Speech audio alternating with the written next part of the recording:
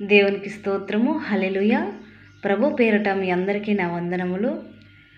1 కొరింథీయులకు రాసిన పత్రిక 15వ అధ్యాయము 3వ వచనము.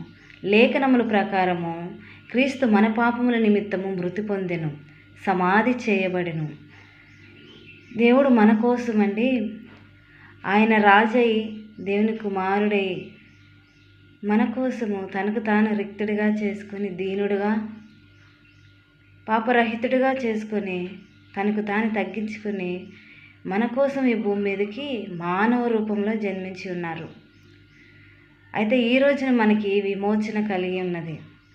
పాపము నిమిత్తమై, శాపము నిమిత్తమై, ఇక మనం మోయాల్సిన భారము, మన శాప పాప భారము, మనం మోయాల్సిన శిలువ భారము ఆయన మీద మోపుకొని మన కొరకు దేవాది దేవుడు ప్రాణమిచ్చి ఉన్న రోజు.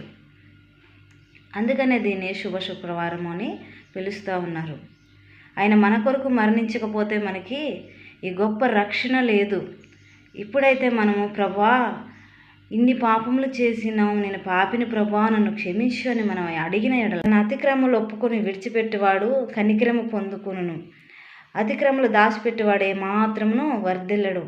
నీవు ఇంకనూ పాపం చేయొచ్చునే, ప్రభువా నన్ను క్షమించు అంటే నీకేమి ప్రయోజనము? ఆ పాపములు ఒప్పుకొని విడిచిపెట్టి యేసయ్య తట్టు తిరుగుము. నేడే రక్షణ దినము, ఇదే ఘనమైన శుభదినము. దయచేసి దేవుని యొద్దకి తిరుగు. తప్పిపోయిన కుమారుడా, నీ కోసము, నా కోసము, సమస్త సృష్టి కోసము పరిశుద్ధుడైన మన దేవుడు, దేవాది దేవుడు, సర్వ సృష్టికర్త అయిన యేసయ్య మన కోసము ప్రాణము విడిచెను, మన కోసము రక్తము కార్చెను. ఆయన రక్తంలోనే పాప విమోచన, పాప క్షమాపణ, గొప్ప రక్షణ, ఇంకా ఆయన గాయముల చేత మనకి స్వస్థత కలుగుచున్నది.